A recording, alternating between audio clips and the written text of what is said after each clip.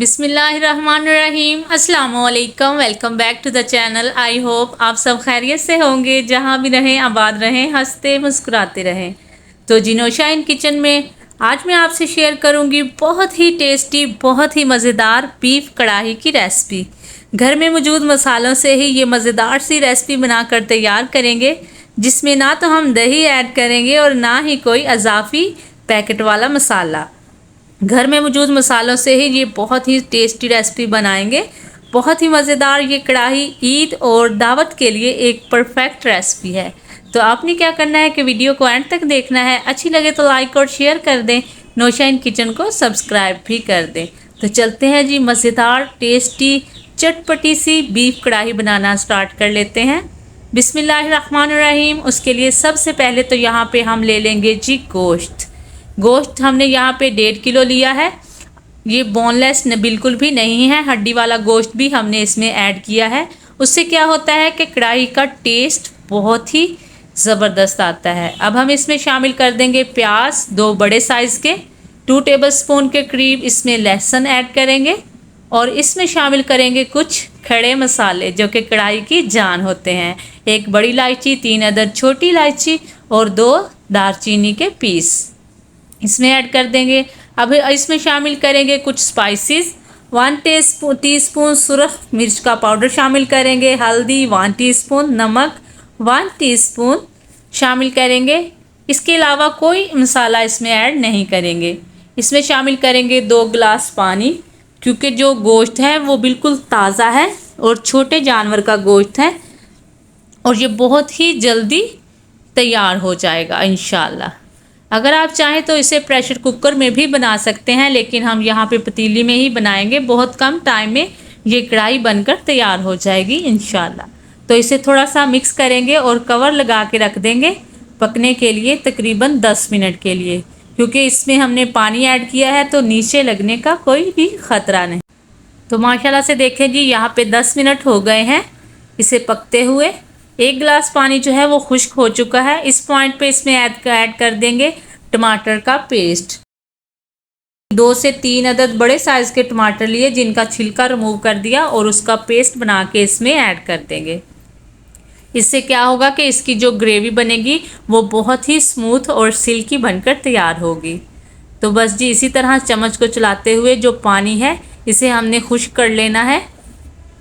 इसे मज़ीद कवर नहीं करेंगे। आप देख सकते हैं कि गोश्त जो है वो भी काफ़ी सॉफ्ट हो चुका है। जैसा कि ईद आने वाली है तो आपने इस रेसिपी को ईद पे ज़रूर ट्राई करना है और अपना प्यारा सा फीडबैक भी देना है। और इस पॉइंट पे इसमें ऐड कर देंगे 3 से 4 अदद साबुत हरी मिर्चें। ये कढ़ाई में बहुत ही टेस्टी लगती हैं और बहुत ही मज़ेदार टेस्ट आता है इससे। अब हम इसमें शामिल करेंगे कुछ खुशबूदार मसाले जो कि इसके टेस्ट और खुशबू को मज़ीद इन्हेंस कर देंगे। इसमें शामिल करेंगे धनिया पाउडर 1 टीस्पून और मिक्स गरम मसाला इसमें जाएगा जी 1 टीस्पून। साबुत ज़ीरा शामिल करेंगे 1 टीस्पून।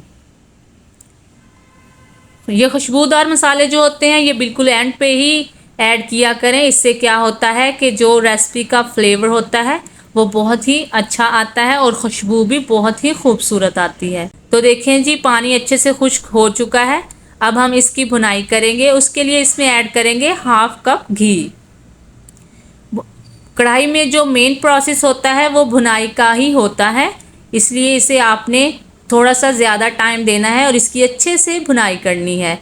जितनी अच्छी भुनाई करेंगे उतना ही इसमें टेस्ट जो है वो कढ़ाई का निकलेगा।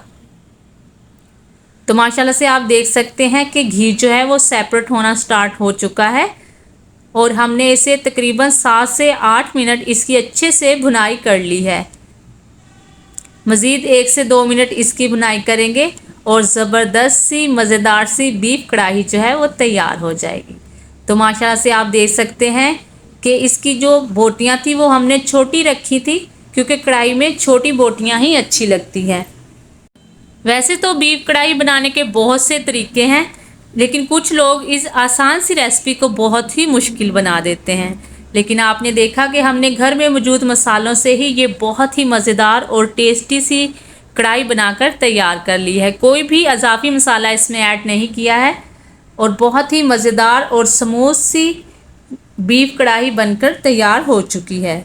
देखने में जितनी खूबसूरत लग रही है, खाने में उतनी ही टेस्टी है। तो ईद के मेन्यू में आपने इस रेसिपी को ज़रूर ऐड करना है और रेसिपी जब भी ट्राई किया करें अपना प्यारा सा फीडबैक ज़रूर दिया करें। उससे क्या होता है कि हमारी हौसला अफजाई होती है और हमें पता चलता है कि हम कैसा काम कर रहे हैं।